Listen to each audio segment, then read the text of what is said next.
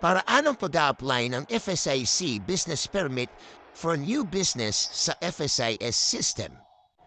Pumunta sa fsis.e-bfp.com at ilagin ang inyong account. Pag ma-open na ang account, i-click natin ang Apply Now. I-click ang FSIC for Business Permit.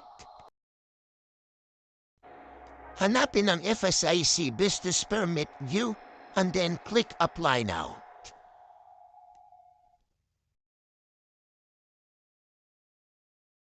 Pagkatapos maklik ang Apply Now,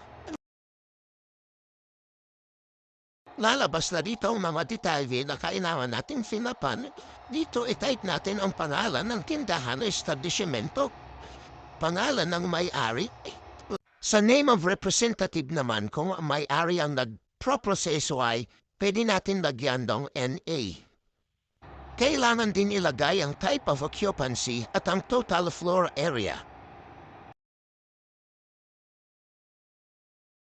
Dito naman, ilagay natin kung anong region, kung anong province, at kung anong municipality o munisipyo.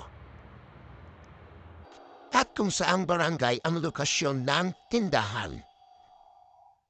Sa pagpili naman ng fire station, suriing mabuti ang address ng fire station na pag-a-applyan kasi marami mga fire station ang magkakatulad ang pangalan.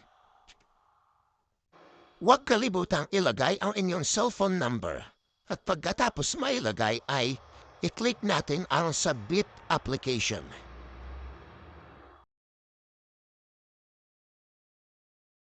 Dito i-upload natin ang assessment fee na galing sa BPLO at ang insurance kung meron.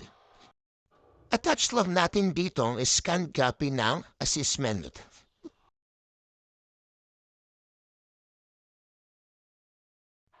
Pagkatapos ma-attach ang scanned copy ng assessment, i-click na natin ang Proceed on Submission. Checking mabuti ang mga detalye sa pahinang ito. Kung ang mga detalye ay sakto or tama, i-click na natin ang Proceed on Submission.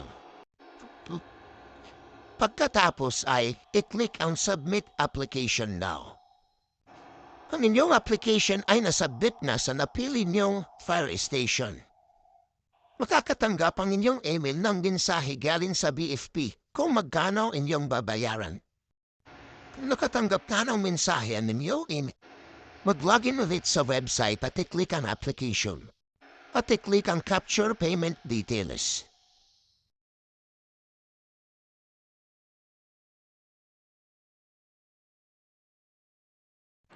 Maaaring tayo pumili kung Paymaya or Landbank ang ating payment. At pag nakapili na, i-click lang ang Proceed with the Payment.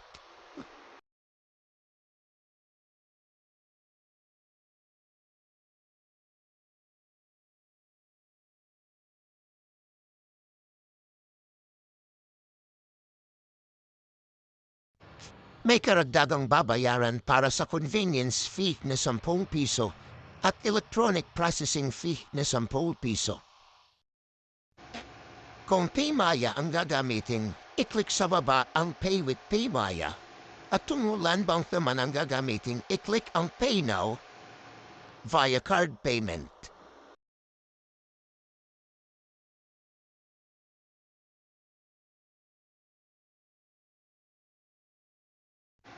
Dito may lalabas na message at i-click lang ang Yes, Proceed.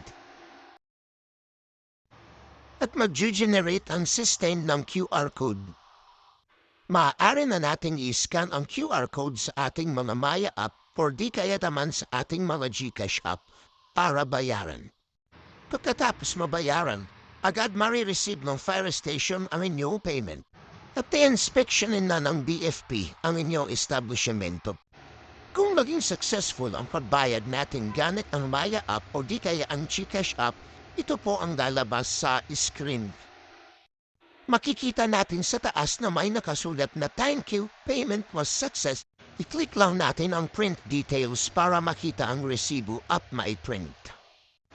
Para naman makita Order of Payment, i-click lang ang View Information Info pumunta sa baba. I-click ang View Attachment at pwede rin natin i-print ang Order on Payment.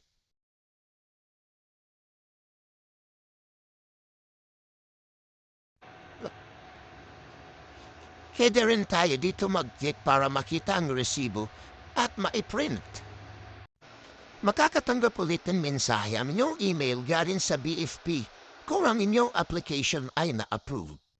Kung ang inyong email ay nakatanggap na ng mensahe galing sa BFP, mag-login daw ulit ang inyong account sa ating website. I-click lang natin ang application. Kung mapapansin natin, wala na sa page na ito ang ating application.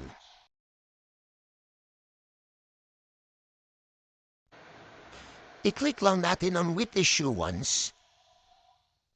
Dito na papasok sa with issuance ang ating in-apply ang establishment. I-click ang access details at ang access full details. Pero check lang natin ang pangalan ng establishments, pangalan ng owner. Sa baba ng page, under sa issue documents, makikita natin ulit ang order of payment,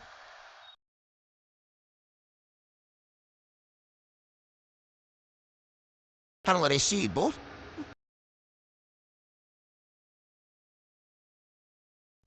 ang inspection order na maaari din nating i-print.